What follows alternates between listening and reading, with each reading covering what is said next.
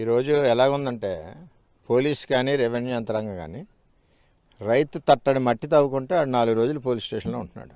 అంత గట్టిగా పోలీస్ వ్యవస్థ పనిచేస్తూ ఉంది. ఇక్కడ ఇసుక మాఫియా గత 5 సంవత్సరాల నుంచి జరుగుతూ ఉంది, అందరికీ తెలుసది. మరలా ఇప్పుడు అదే మాఫియా పార్టీల్లో మార్పులు పార్టీల్లోకి వచ్చి కంటిన్యూ అయిపోతున్నారు. దీనివల్ల ఏమవుతుందంటే కూటమి ప్రభుత్వానికి చెడ్డ పేరు వస్తుంది. ముఖ్యంగా పిఠాపురం నియోజకవర్గంలో ఒకే ఒక్క చెరువు తవ్వాలి, అది కూడా బట్టీల కోసం అని చెప్పి పవన్ కళ్యాణ్ గారు పర్మిషన్ ఇచ్చింది ఒకే ఒక చెరువుకి. అంటే అంత నిబద్ధతతో పనిచేస్తుంది కూటమి. ఇక్కడ తెలుగుదేశం అవనండి, జనసేన అవనండి, బీజేపీ అవనండి.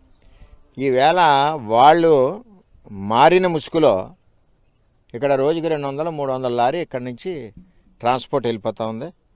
పోలీస్కి నేను గత 20 రోజుల నుంచి 2-3 సార్లు ఇంటిమేషన్ చేశాను. ఎందుకంటే స్థానిక గ్రామ ప్రజలందరూ కూడా రాత్రులు లారీలు పిల్లలది ఇబ్బంది పడే పరిస్థితి వస్తుందండి, లారీలు 150-200 లారీలు పైన పోతుంది అని చెప్తే, అంటే మన పోలీసుకి ఎలా ఉందంటే కొంచెం రాత్రులు రేజీకట కనపడదు, ఆ గ్లాసెస్ అయ్యి మరి కల్పించాలి.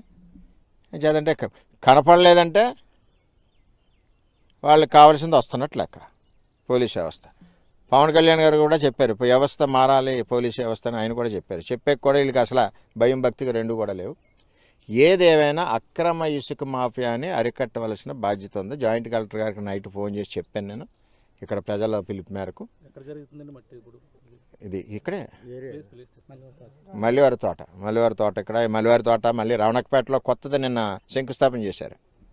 సాయంత్రం నిన్న అన్ని గీరిశేషాలతోటి రాత్రి బాగా శంకుస్థాపన అయింది.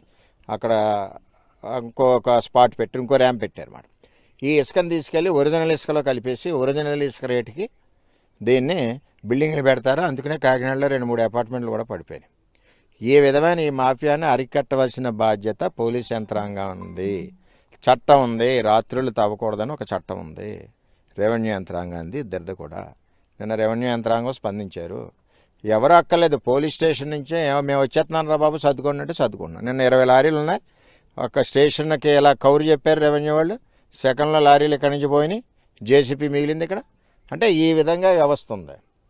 ఎందుకు చేయలేకపోతున్నారు? అసమర్థులు ఉంటే ఇక్కడి నుంచి ట్రాన్స్ఫర్ చేసి కొత్త వాళ్ళు వేయండి.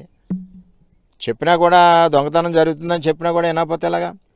ఎట్టి పరిస్థితుల్లోనే ఇది ప్రభుత్వం మాది ఉంది కాబట్టి ప్రభుత్వాన్ని, కూటమి ప్రభుత్వాన్ని చెడ్డ పేరు రాకూడదు. ఎందుకంటే ఒరిజినల్ ఇసుక, గోదావరి ఇసుక అమ్ముతూ ఉంది, ఉచిత ఇసుక. ఇప్పుడు ఆ ఇసుకలు వీళ్ళు మిక్స్ చేసి ప్రభుత్వానికి చెడ్డ పేరు వచ్చే విధంగా పనిచేస్తున్నారు. వైసీపీ నుంచి వచ్చి ఏ ముసుగేసుకున్నా ఆడు వైసీపీ పార్టీకి అడ్వాంటేజ్ జరిగే పనులు చేస్తాడు. ఆ పార్టీకి మంచి పేరు వచ్చే పని ఇది. కూటమి ప్రభుత్వానికి చెడ్డ పేరు వచ్చే పని ఈ అక్రమ తవ్వకం. ఈ అక్రమ తవ్వకం కూటమికి చెడు, వైసీపీకి మంచి పేరు. ఆ విధంగా వాళ్ళ యొక్క వ్యాపారాలు చేసుకోవడం గురించి ముసుగు తగిలించుకున్నారు. అలాగే కొడవల్లో కూడా మొదలైంది.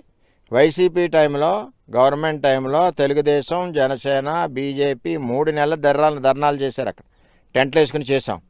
ఇప్పుడు వాళ్ళు మళ్ళీ స్టార్ట్ చేసేస్తున్నారు. ఎలాగ స్టార్ట్ చేసేస్తున్నారో మాకు అర్థం అవ్వట్లేదు. ఎవరిని ఎక్కడ కలిసి స్టార్ట్ చేసేస్తున్నారో అర్థం అవ్వట్లేదు. వాళ్ళకి ధైర్యం ఏంటో అర్థం అవ్వట్లేదు.